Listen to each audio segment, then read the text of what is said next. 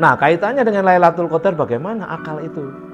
Nah, begini makanya sekali lagi bahwa hakikat Lailatul Qadar itu bukan bilangan, tapi keberkahan. Bagaimana kita mendapatkannya? Ya bersiaplah untuk diberkati. Bagaimana agar supaya diberkati itu?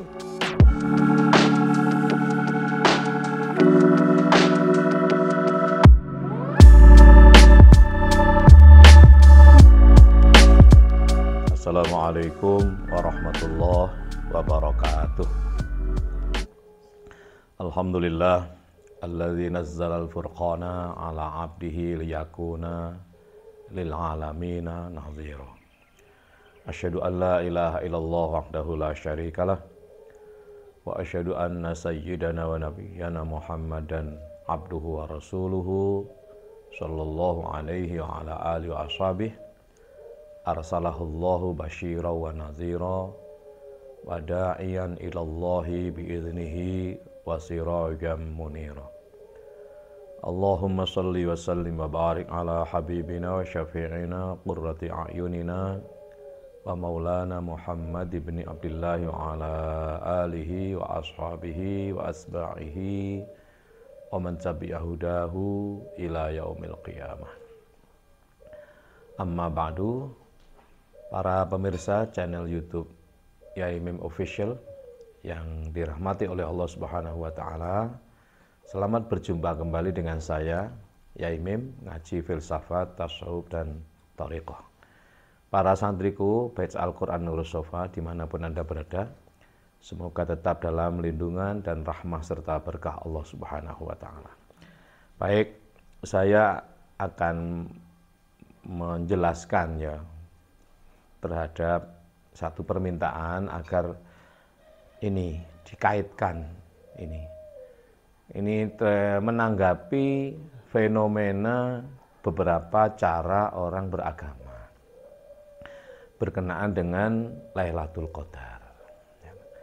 Ada beberapa kejadian, misalnya ini menurut dia yang japri kepada saya bahwa ada orang itu yang dijamin oleh seseorang dapat Lailatul Qadar asal berkhidmah pada orang itu dan lain sebagainya. Baiklah, saya tidak terlalu mengfokus pada itu, pada personalitas, tapi saya ingin menjelaskan tentang hakikat tentang hakikat Lailatul Qadar dan fungsi akal dalam beragama. Begini, apa sih sebenarnya Lailatul Qadar itu? Kemarin sudah saya jelaskan bahwa Lailatul Qadar itu disebut juga dengan malam berkah. Apakah mesti malam? Tidak selalu malam. Tidak selalu malam. Tidak selalu malam. Jadi ingat, jadi kalau dibatasi malam itu, dunia ini nggak sama loh ya. Malam di sini itu siang di Amerika misalnya, sini siang, malam di Saudi dan lain sebagainya. Maka malam ini menunjukkan waktu. Maka waktu atau momentum keberkahan. Tapi kenapa malam itu dijadikan simbol atau ditunjuk malam itu sebagai malam berkah? Oleh karena malam itulah keheningan itu harus ditata. Hening hati kita, bersih hati kita itu harus ditata. Dan malam itulah saatnya kita ini untuk mengheningkan hati kita dengan cara apa? Dengan cara mengendalikan, menutup neraka kita. Hawiyah kita tutup, yaitu sakor kita tutup, ladho menyala-nyala kita tutup, yaitu. Kemudian sair kita tutup, jahim kita tutup, khotomah yang suka mengumpat-ngumpat itu jangan, gitu ya. Itu diheningkan, dikendalikan. Lalu jahanam kita yang memanas-manasi orang, mudah ngejak tengkar itu kita tutup. Dan itu pada waktu malam, maka disimbolkannya itu 3 rakaat maghrib dan 4 rakaat isya. Itulah sebenarnya untuk mengheningkan yang disebut dengan Lailah Mubarakah. Inna anzalnahu fi lailatin mubarakatin. Allah menegaskan dalam firman-Nya semacam itu ya, dalam surat Ad-Dukhan, surat 44. Ini sering dikutip oleh para mubalek ya. Tapi Tidak sering ya, yang sering dikutip itu justru yang surat 97 ayat 1 sampai dengan 5, surat Al-Qadr. Surat ke-97, 5 ayat itu inna anzalnahu fi lailatul qadr. Nah, ini sebenarnya yang ini syariatnya. Ini adalah syariatnya. Kalau dalam totalitas kita mengkaji agama ya, itu kan ada syariah, ada thariqah, ada hakikat, ada ma'rifah, ada iqon. Gitu. Ada Islam, ada iman, ada ihsan, lalu ada iqon, atau ma'rifah, kemudian iqon, dan seterusnya itu. Nah, kalau misalnya boleh saya pilah ya, yang 97, 1 sampai dengan 5 ini syariatnya. Jadi syariah itu artinya apa ya, masih bicara kulit lah, bahwa satu malam lebih baik daripada 1000 bulan. Gitu. Itu masih hitung-hitungan. Tapi sebenarnya dalam ketepatannya, dalam keimanannya, itu sudah tidak mengenal bilangan. Sama dengan sholat. Ya. Sholat itu ketika rukun itu mengenal waktu, mengenal bilangan. Tapi ketika sholat itu sudah menghakikat diri, ya sudah tidak ada waktu, sudah tidak ada bilangan, tapi totalitas kehidupan kita itulah harus merupakan hubungan kita secara harmonis kepada Allah, kepada Rasulullah, kepada seluruh makhluknya. Itulah hakikat sholat. Nah, Lailatul Qadar atau momentum keberkahan atau malam lebih baik daripada 1000 bulan itu mungkin kenapa Allah ini sekedar untuk memberikan satu klasifikasi saja bahwa 97 sampai 1 sampai dengan 5 surat Al-Qadr itu syariah. Maka dijelaskan lebih baik daripada 1000 bulan. Lalu dihitung 1000 bulan itu berapa tahun ya? 83 tahun sekian itu kan. Itu adalah umur rata-rata manusia. Maka kalau kita mendapatkan satu malam saja itu sudah lebih baik daripada kita hidup 83 tahun. Kalau 2 kali dapat berarti sekian. 83 kali 2. Kalau 3 kali dapat, kali dan seterusnya dan seterusnya. Itu syariat ya, itu syariat untuk memotivasi kita. Tapi sebenarnya apa sih Lailatul Qadar itu? Dia adalah malam berkah. Apa malam berkah itu? Coba dilihat dalam surat Ad-Dukhan ya. Surat Ad-Dukhan itu surat ke-44. Ayat 1 sampai dengan 6 kalau nggak salah ya. Nanti dicek lagi. Hamim itu ya. Wal kitabil mubin. Inna anzalnahu fi lailatin mubarakatin. Inna kunna munzirin. Itu ya. Ini yang terpenting. Ya, jadi Hamim. Apa Hamim? Hamimnya Muhammad. Gitu. Kalau dalam syariah orang kan wallahu alam bimuradi gitu. Hamim Muhammad. Kenapa ya? Quran itu Muhammad. Karena khuluquhul Quran. Jadi totalitas Quran itu Muhammad. Muhammad itulah Quran, Quran itulah Muhammad. Maka Hamim ya Muhammad ya. Wal kitabil mubin. Gitu. Dialah catatan yang sangat mubin, mubayanat, jelas, bayinat, jelas sekali, tidak ada yang sulit dalam Quran itu. Teks Quran itu tidak sulit, yang sulit itu orangnya. Gitu. Didekati dalam berbagai perspektif ilmu, pengetahuan apapun kena. Gitu. Kenapa? Ya karena Quran itu kepribadian Muhammad dan kepribadian Muhammad itu keterpujian dan keterpujian ada juga pada diri kita kalau kita mau. Gitu loh. Nah persoalannya mau nggak menjadi terpuji, itu aja sebenarnya. Jadi agama itu begitu simpel, gampang, mudah. Amat sangat mudah sekali. Inna hadzal dina yusrun, Kanjeng Nabi sampai begitu. Inna hadzal dina yusrun, sungguh agama ini sangat amat mudah sekali. Maka kalau ada orang mempersulit agama, ya toh, karena hawa nafsunya, keinginan untuk apa? Orang ini tetap akan dikalahkan oleh kemudahan agama itu. Nah ini nanti hubungannya dengan akal itu. Nah oleh karena itulah maka wal kitabil mubin inna anzalnahu fi lailatin mubarakatin inna kunna munzirina.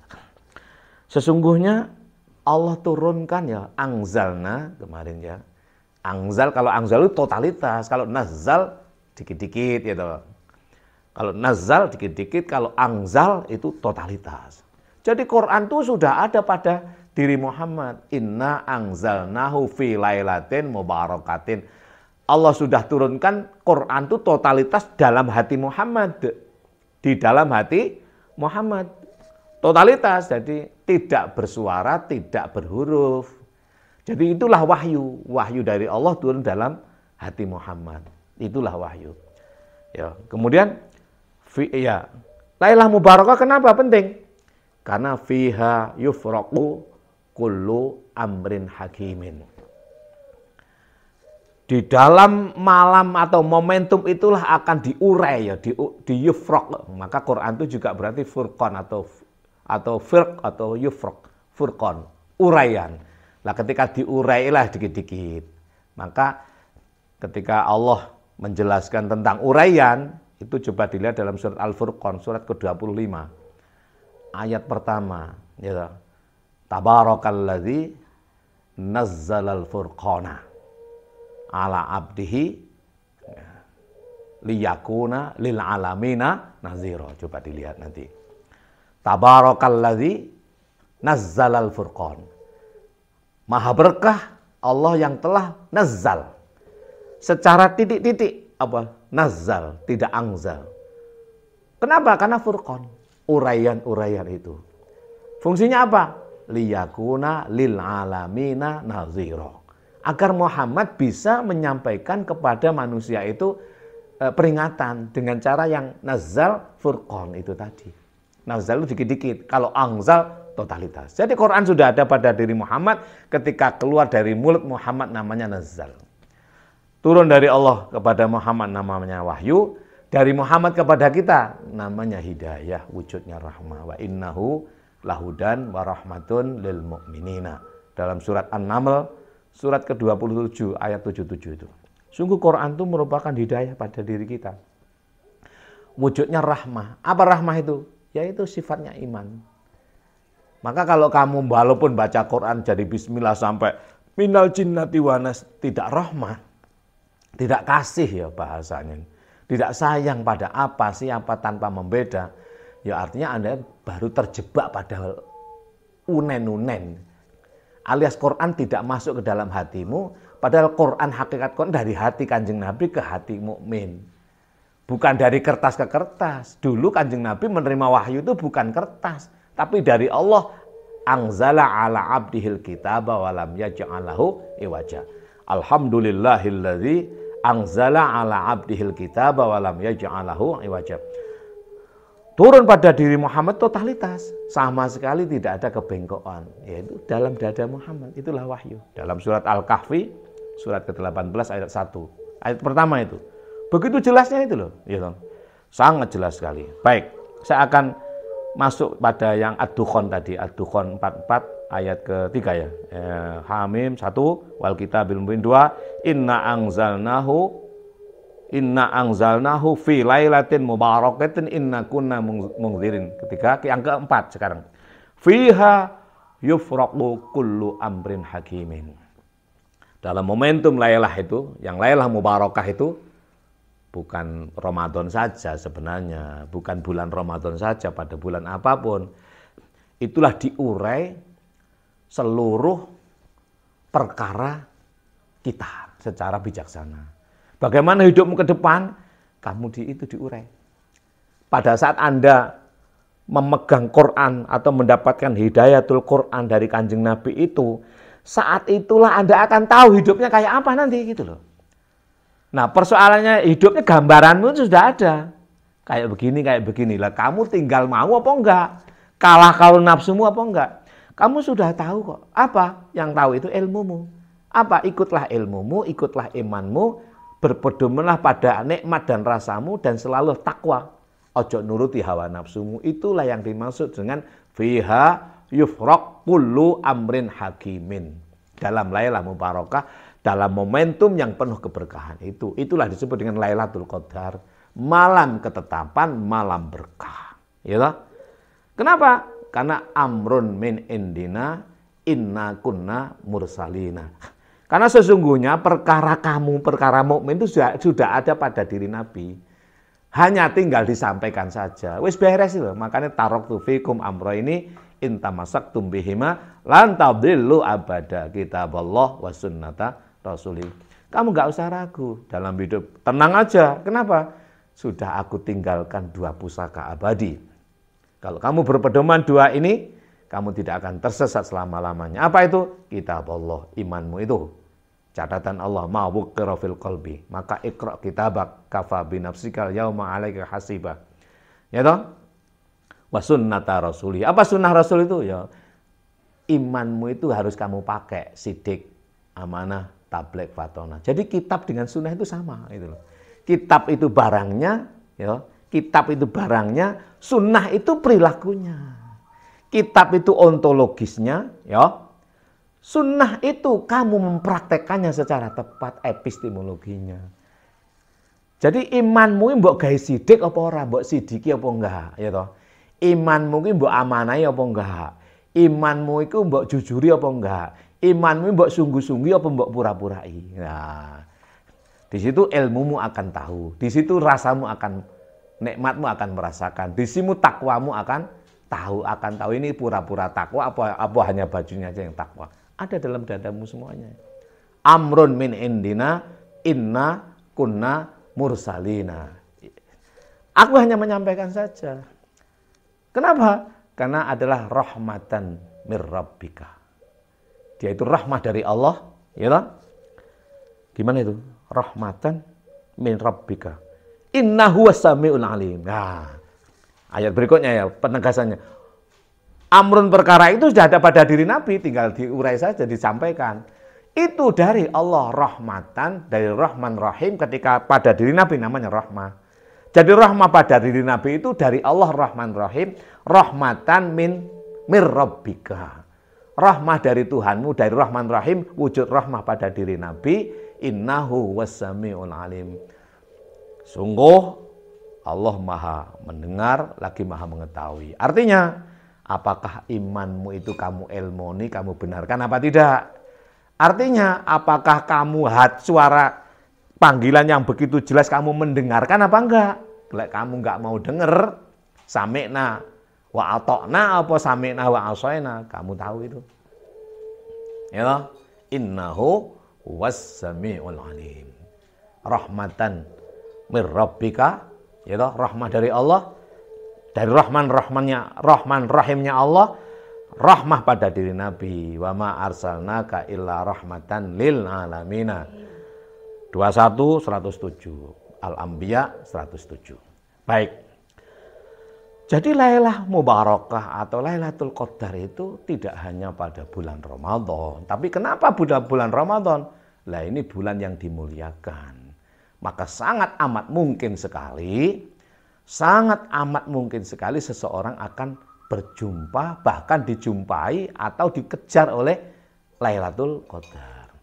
Maka saya sering katakan, kalau kamu ingin berjumpa dengan Lailatul Qadar, jangan mengejar Lailatul Qadar. Jadilah orang yang dikejar oleh Lailatul Qadar. Gimana caranya? Butuhkan dirimu hanya kepada Allah dan Rasulnya. Kenapa? Karena Lailah Mubarakah itu tidak ada lain adalah keberkahan pada diri Muhammad yang rindu pada Allah. Artinya, kamu jangan mengejar-ngejar ayam, ya toh, tapi buatlah kandang ayam yang di situ ada makanan yang sangat disuka oleh ayam. Gimana itu maksudnya? Sofakan hatimu, mahabbahkan, cintakan pada Allah dan Rasulnya. Gimana itu? Qul in kuntum tuhibbunallaha fattabi'uni yuhibbukumullah wa yaghfir lakum dzunubakum wallahu ghafurur rahim. Itu surat Ali Imran ayat 331. Cintakan dirimu pada Allah. Apa bisa kita cinta Allah? Enggak bisa. Ikutlah Rasul, Allah akan cinta kepadamu. Bagaimana mengikuti Rasul itu? Ikutlah imanmu. Rasul itu bernama Amin, risalah itu bernama iman pada dirimu. Rasul itu bernama Amin, ada di Baitullah, tandanya Ka'bah. Risalah ada pada dirimu bernama iman. Pertanyaannya, risalah iman yang ada dalam dirimu itu kamu sidikkan apa tidak? Kamu amanahkan apa kamu khianati? Kamu tabligh jujur apa kamu bohongi? Kamu benar-benar cerdasi apa pura-pura dungu dan seterusnya? kembalikan kepada dirimu. Maka cinta Allah itu cintailah Rasul. Cinta Rasul gimana? Ikutilah imanmu. Sidik, amanah, tabligh, fatona. Kalau kamu sudah begitu, maka kamu ikut Rasul. Ya. Qul in kuntum tuhibbunallah fattabi'uni. Cinta Allah, ikutilah Rasul. Begitu Rasul, begitu imannya kan. Kalau kamu sudah begitu, Allah yang cinta kamu.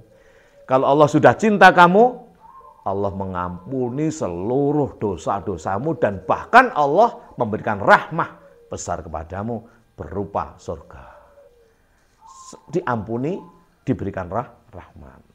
Nah, oleh karena itulah maka berbagai fenomena misalnya ada. Kalau Anda ingin dapatkan hikmah Lailatul Qadar, berkhidmatlah kepada gurumu. Hati-hati, gitu.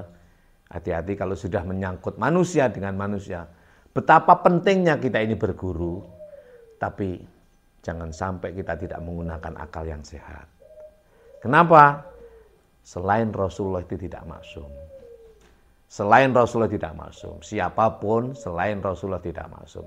Selama bernama manusia, manusia itu akan ketika dia masih hidup dibersamai oleh perut dan bawah perut. Apa perut itu? Perut itu adalah nafsu, simbol materialistik. Artinya apa? Selama bernama manusia, seneng donya, seneng duit. Ya, hati-hati, kabeh wong, kabeh selain Kanjeng Nabi loh ya. Selama bernama manusia, sik seneng ngesore perut dan seneng. Lah kowe wis tuwek lho guru kowe, tambah tuwek ora tambah waras. Ingat bahwa jasad ini semakin tua, maka keinginan nafsu yang bersumber dari perut yaitu materi dan di bawah perut yaitu libido seksual itu tambah nemen. Tambah nemen kepingine. Hanya saja nggak kuat. Nah, biasanya pelampiasannya ya apa wae ngono. Maka disinilah fungsi akal. Kamu berguru, kamu berapapun, berkiai atau apapun, berustad pada siapapun, akalmu jangan kau tinggalkan. Disinilah Kanjeng Nabi mewanti-wanti kepada kita, ad-dinu huwal aqlu, la dina liman la aqla lahu. Agama yang diajarkan tatanan hidupnya, pola hidup, ya, yang dibawa oleh Kanjeng Nabi ini di bawah kendali akal. Kalau akalmu nggak kau fungsikan, alias sama dengan kamu tidak beragama, sama dengan kamu tidak mengikut Nabi. Agama ad-dinu wal aqlu. Ini definitif sekali ini. Akalmu kau gunakan. Maka dan akal itu hidupnya dengan rasio. Rasio itu sumbernya di otak. Oleh karena itulah otakmu, ya toh, otakmu sebagai penyeimbang terhadap rasionalitas kemudian berhubungan dengan akal. Akal itu ada dalam hati. Kalau hatimu yang di situ ada nafsu, yang di situ ada akal ya, maka akal itu berarti fuad, akal berarti lub, akal berarti itu akal semuanya. Nah, itu berhubungan dengan rasio otak. Dan itu berdampingan dengan nafsu. Maka ketika rasionalitasmu tidak kau gunakan, ya, pikiranmu tidak kau asah, akalmu akan tumpul. Kalau akalmu tumpul, agamamu hilang. Makanya kamu manut nuruti tanpa berpikir rasional. Nah, ini bahaya. Bisa iso entek donyamu, iso dipek bojomu. Mohon maaf, soalnya ini ada kasus orang ini karena manut kiai ini bojone dipek, donyane dientekno lagi. Lah kenapa? Ya aku manut nemen kon gak gawe akal. Soalnya gurumu kuwi duduk nabi yang maksum, duduk Rasulullah yang dijaga oleh Allah. Siapapun selain Kanjeng Nabi yang bernama manusia itu adalah materialistik dan hedonistik. Materialistik itu sumbernya dari perut, nafsu keduniaan, materi, dan hedonistik itu bawah perut yaitu libido seksual. Nah, oleh karena itulah maka akalmu kau gunakan. Kalau sudah mengarah ke sana, coba ini kok enggak lah, itu pasti berani kok. Bukan berarti benci ya, bukan berarti suudzon. Nah, suudzon dengan mempertimbangkan akal itu beda. Di sinilah kamu perlu mengkaji lebih dalam fungsi akal dalam beragama. Maka para hukama, ya, para ulama-ulama yang sangat bijak zaman dulu menulis berbagai buku, itu al-aqlu wal hikmah misalnya, al-aqlu wal aqil, itu dalam rangka agar supaya kita dalam beragama itu akal dan pikiran itu digunakan. Fikir kita ini, kenapa kalau kita hanya zikir, lalu yang fikir rasio dan berhubungan dengan hati, maka zikirmu mati gitu. Zikirmu itu sebenarnya zikir nafsu ketika akalmu tidak berfungsi. Kenapa? Ya zikir kolbumu itu didorong oleh nafsu hanya karena ingin apa gitu kan. Nah, ingin apa. Supaya apa? Kenapa? Soalnya rasio dan akalmu mati. Maka zikirmu itu zikir yang dikendalikan oleh nafsu. Nah, maka agar supaya zikir itu tidak dikendalikan oleh nafsu, yang bersumber dari luar diri kita, ya karena pengaruh kepingin apa dari perut dan libido seksual kita, maka akal dan pikiranmu agar supaya difungsikan sedemikian rupa.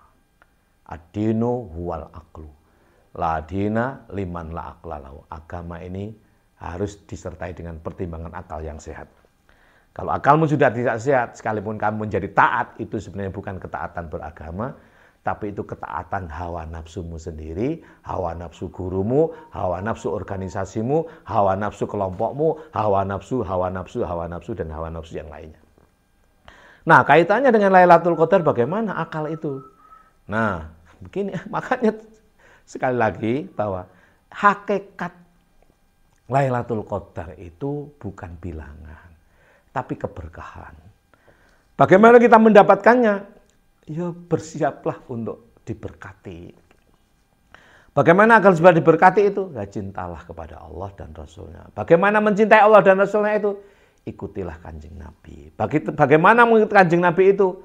Kanjeng Nabi itu Rasul, dalam dirimu ada risalah. Kanjeng Nabi itu Rasul bernama Amin, dalam dirimu ada risalah bernama iman. Imanmu kau sidikan, imanmu kau amanai, tidak kau khianati, imanmu kau tablai, kau jujuri, imanmu tidak kau dungui, maka kamu akan mengikut Kanjeng Nabi. Mengikut Kanjeng Nabi dicintai oleh Allah. Dicintai oleh Allah, diampuni seluruh dosamu. Diampuni seluruh dosamu, diberi rahmat oleh Allah. Kamu akan merasakan dalam keberkahan, kamu akan merasakan momentum Lailatul Qadar.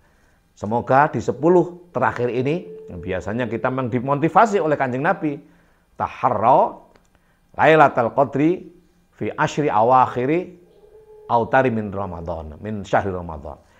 Kamu sungguh-sungguh ya, di 10 hari terakhir ini, di bulan Ramadan ini, untuk bersiaplah menerima Lailatul Qadar. Bagaimana persiapannya? Ya, sofakan dirimu. Kalau saya, mohon maaf ya, saya tidak ngejar. Nggak dapat, nggak masalah. Bagiku, diwei orang. Pokok saya yang penting berupaya untuk memperbaiki imanku. Karena apa? Karena yang terpenting perilakunya. Perilakunya, kalau kamu perilakunya wali, kamu jadi wali. Walaupun bukan wali, tapi ngelakoni perilakunya wali, lama-lama disebut wali kan. Gitu. Walaupun bukan ulama, tapi kamu itu orang jujur, orang baik, suka menolong orang, nanti lama-lama jadi ulama. Walaupun orang nggak menyebut kamu petani, tapi kalau nanam terus nyangkul susu, petani kamu. Jadi yang terpenting itu perilakunya. Karena rumusnya begini ya, zat, af'al, sifat, sebutan atau nama. Sebutan nama atau asma. Zat, af'al, sifat, asma. Ini.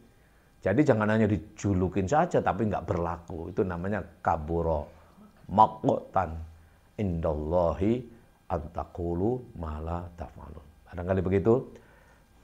Lailatul Qadar dan fungsinya akal dalam beragama. Terima kasih. Wal-'afwa minkum. Wallahul muwaffiq ila aqwamit thoriq. Assalamualaikum warahmatullahi wabarakatuh.